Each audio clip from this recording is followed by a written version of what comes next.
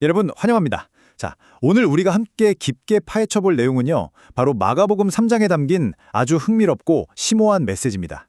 예수님이 새롭게 선포하신 참된 가족의 진짜 의미가 무엇인지, 그리고 그 치열한 영적 전투 한가운데서 사탄을 꽁꽁 묶어버리신 그 압도적인 권능에 대해 집중적으로 살펴볼 건데요. 벌써부터 기대가 되시죠? 바로 들어가 보겠습니다.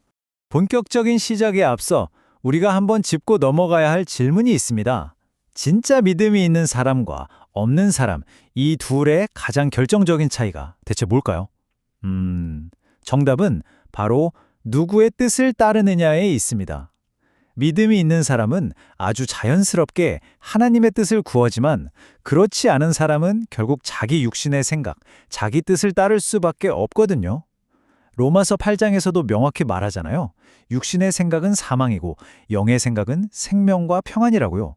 오늘 본문에 등장하는 사람들도 바로 이 지점에서 완전히 두 갈래로 나뉘게 됩니다. 첫 번째 파트입니다. 두 가지 상충되는 시선, 바로 예수님을 향한 끔찍한 오해인데요. 정말 기막힌 상황이 벌어집니다. 한번 상상해 보세요. 한쪽에서는 육신의 가족들이 예수가 완전히 미쳤다면서 억지로 끌고 가려고 난리치고 있죠. 그런데 다른 한쪽은 어떨까요? 예루살렘에서 내려온 종교 엘리트들, 즉 서기관들은 한술 더 뜹니다. 예수님한테 귀신의 왕이 집혔다면서 아주 악의적인 비난을 퍼붓거든요. 한쪽은 인간적인 걱정이라는 핑계로, 또 다른 한쪽은 악의적인 정면 모독으로 예수님을 몰아세웁니다.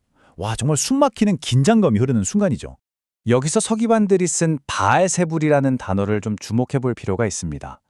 히브리어 원어로 보면 집의 주인 혹은 파리의 왕이라는 뜻인데요.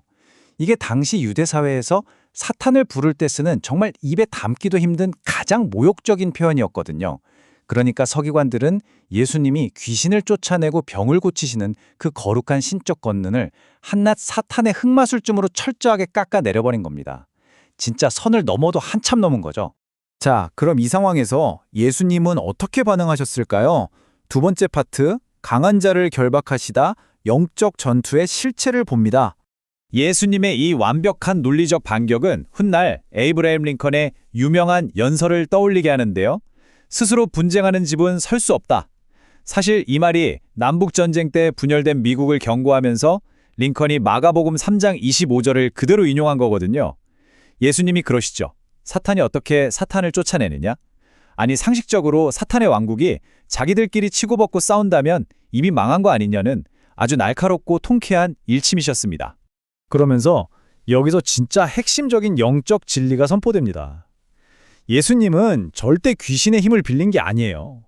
오히려 강한 자인 사탄을 완전히 결박하고 그에게 사로잡힌 포로들을 자유롭게 풀어주러 오신 더 강한 분이라는 걸 분명히 하신 겁니다. 사탄의 안방에 거침없이 쳐들어가서 그 더러운 권세를 박살내고 우리를 구출해내신 그야말로 압도적인 위엄을 가진 구원자라는 사실이죠. 그런데 이어서 예수님이 아주 무서운 경고를 하나 남기십니다. 바로 성령 모독죄인데요.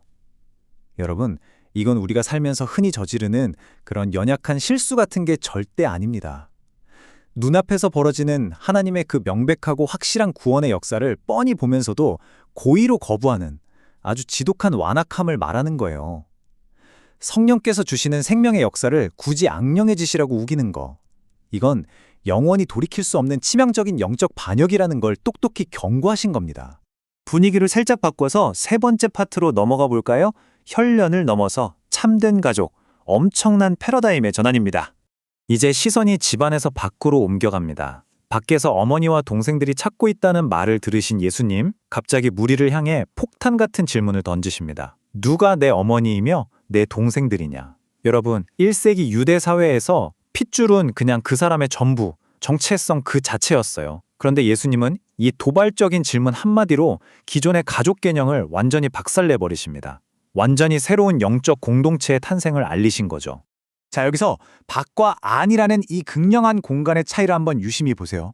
예수님의 생물학적 가족들은 여전히 인간적인 걱정에 휩싸여서 문 밖에 서 있습니다. 반면에 안에는 누가 있죠? 병든 사람들, 죄인들, 그리고 제자들이 예수님을 중심에 두고 삥 둘러앉아 있단 말이에요. 결국 진짜 영적인 특권은 내가 무슨 대단한 집안 출신이냐 있는 게 아니라 바로 이렇게 예수님의 발치에 딱 붙어 앉아서 그분의 말씀을 듣는 데 있다는 걸 시각적으로 너무나도 완벽하게 보여주는 장면입니다. 그래서 옛 언약과 새 언약을 비교해보면 그 차이가 엄청납니다. 구약 시대에는 아브라함의 피가 섞였느냐, 즉 육신적인 혈통이 전부였잖아요. 하지만 예수님으로 인해 시작된 새 언약은 차원이 다릅니다. 이제는 혈연이 아니라 하나님의 뜻을 행하는 것이 기초가 되는 거고요. 하나님을 감히 아바 아버지라고 부르는 사람들이 모여 끈끈한 영적 가족이 되는 겁니다. 인종, 배경, 스펙 다 필요 없이 모두에게 진짜 하늘 가족이 될 수 있는 문이 활짝 열린 정말 역사적인 구속사의 순간인 거죠. 네 번째 파트입니다. 하나님의 뜻을 행하는 자, 천국 가족의 자격을 구체적으로 봅니다. 그렇게 하면 이 영광스러운 하늘 가족이 되려면 도대체 어떤 자격이 필요할까요? 예수님은 누구든지 하나님의 뜻대로 행하는 자가 내 형제요 자매요 어머니라고 못 박으셨습니다. 근데 여러분, 여기서 하나님의 뜻을 행한다는 건 그냥 착하고 도덕적으로 살자는 얘기가 아니에요. 복음을 온전히 내 것으로 받아들이고 그 말씀이 내 삶을 완전히 지배하도록 내어드리는 능동적인 순종을 말합니다. 더 나아가서 예수님과 뗄래야 뗄 수 없는 생명력 있는 연합을 이루는 거죠. 그냥 뒤에 앉아서 고개만 끄덕이는 구경꾼? 절대 진짜 가족이 될 수 없습니다. 삶으로 살아내는 자만이 진짜 가족인 거예요. 영국의 청교도 신학자 존 오웬이 이 부분에 대해 기가 막힌 통찰을 남겼습니다. 우리가 그리스도와 연합되었다면 옆에 있는 형제의 아픔은 곧 나의 아픔이 된다. 왜냐하면 우리는 같은 언약의 피를 나눈 가족이기 때문이다. 와우, 진짜 가슴이 뜨거워지지 않나요? 생각해보세요. 치열한 전쟁터에서 등을 맞대고 싸우는 전우들이 친형제보다 더 끈끈하잖아요. 하나님의 뜻이라는 이 거대한 목적 아래 하나로 묶인 우리는 세상의 그 어떤 핏줄보다도 훨씬 더 강력하고 절대 끊어질 수 없는 영적인 형제, 자매라는 뜻입니다. 이제 마지막 5번째 파트입니다. 세상 속의 하늘 가족, 우리 삶의 실천을 위한 부르심입니다. 오늘 우리가 나눈 이 엄청난 영적 원리들을 이제 우리 현실로 가져와 볼까요? 3가지를 스스로 한번 점검해 보셨으면 좋겠어요. 첫째, 나는 종교적인 형식이나 먹고 사는 걱정에 빠져서 여전히 예수님 밖에 서 있나요? 아니면 그분 발치 안에 앉아 있나요? 둘째, 내 삶에서 그리고 우리 공동체 안에서 일어나는 성령님의 역사에 나는 진짜 기쁘고 민감하게 반응하고 있습니까? 그리고 마지막 셋째, 세상적인 조건이 좀 다르다고 지금 내 옆에 있는 성도를 정말 진짜 하늘 가족으로 대하고 사랑하고 계신가요? 옥하는 목사님이 남기신 아주 뼈 때리는 말씀이 하나 있습니다. 평신도는 단순히 구경꾼이 아니라 사역의 주체이며 가족이다. 맞습니다, 여러분. 우리가 속한 이 영적 가족 공동체 안에 뒷짐지고 구경만 하는 사람은 애초에 존재할 수가 없어요. 우리 모두는 예수님의 피값으로 맺어진 찐 가족이잖아요. 서로의 삶을 돌보고 사랑하면서 이 하늘 가족이라는 정체성을 아주 주도적으로 열정적으로 살아내야만 합니다. 자, 이제 여러분의 심장을 찌르는 질문 하나를 던지면서 오늘 해설을 마무리할까 합니다.